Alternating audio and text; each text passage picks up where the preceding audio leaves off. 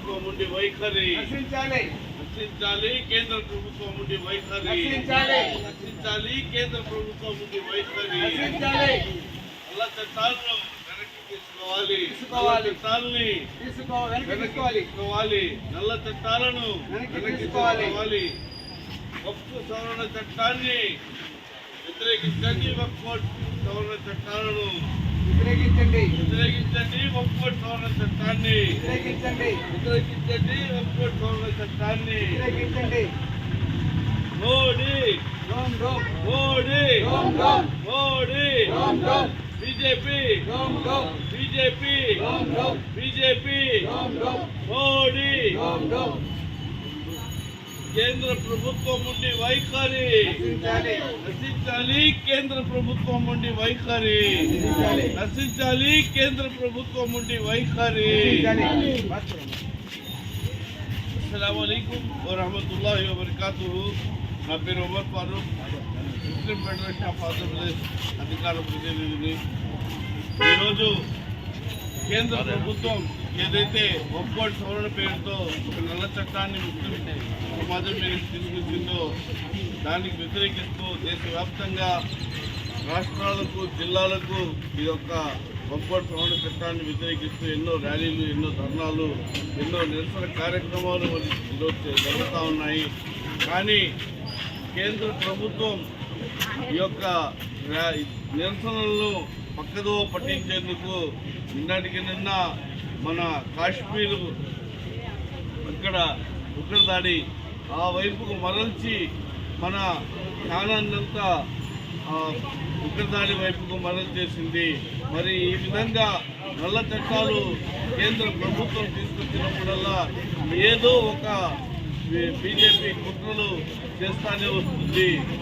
ఇంతకుముందు 370 ఆర్టికల్ వచ్చినప్పుడు అక్కడ పుల్వామా దాడి జరిగింది. దాని తర్వాత ఎన్ఆర్సీ, సిఏఏ, ఎన్పిఆర్ అని చెప్పేసి నల్ల చట్టాలు తీసుకొచ్చిన తర్వాత పుల్వామా దాడి, దాని తర్వాత కాశ్మీర్ పండిత్ అని చెప్పి, హిజాబ్ అని చెప్పి, హలాల్ అని చెప్పి ఇలాంటి నల్ల చట్టాలను ముస్లింలకు సమాజం మీద ప్రతిసారి తీసుకొచ్చి మరి ముస్లిం సమాజాన్ని ఈరోజు రోడ్డు మీద తీసుకొస్తా ఉంది. ఈ దేశంలో ముస్లింలు మీకు ఓటు బ్యాంకుగా మాత్రమే కనపడుతున్నారా? ముస్లింలు ఈ దేశంలో భాగమని మర్చిపోయారా మోడీ? ఈ విధంగా మోడీ గారు దేశంలో ఎన్నో సమస్యలు, ఎన్నో నిరుపేద కుటుంబాలు మరి ఈరోజు రోడ్డున పడున్నాయి. వాటి గురించి ఆలోచించకుండా కేవలం ముస్లిం సమాజం మీద మతం ఆధారంగా చేసుకుని మరి ఈరోజు మీరు చేస్తున్నటువంటి ఈ దాడులను వీటన్నిటిని కూడా ఆపాలి. మీరు అక్కడ చేసినటువంటి కుట్ర, కాశ్మీర్లో చేసినటువంటి కుట్రకు ఫలితం మరి ఈరోజు ఇక్కడ ఇండియాలో మొత్తం కూడా, భారతదేశం మొత్తం కూడా కులం, మతం అనేటటువంటి విద్వేషాలను మరి ఈరోజు జరుగుతూ ఉన్నాయి.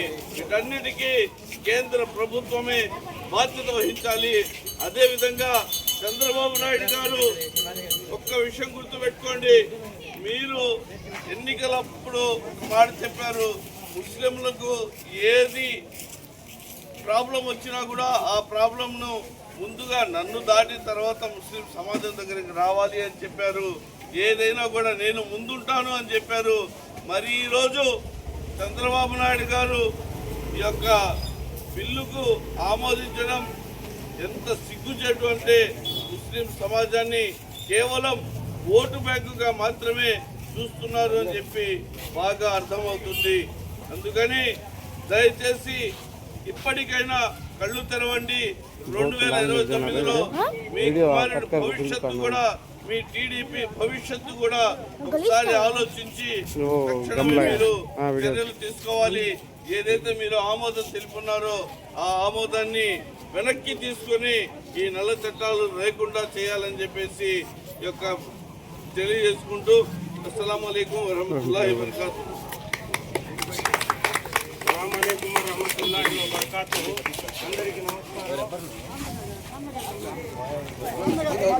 अस्सलाम वालेकुम रहमतुल्लाहि व बरकातहू। అందరికీ నమస్కారం.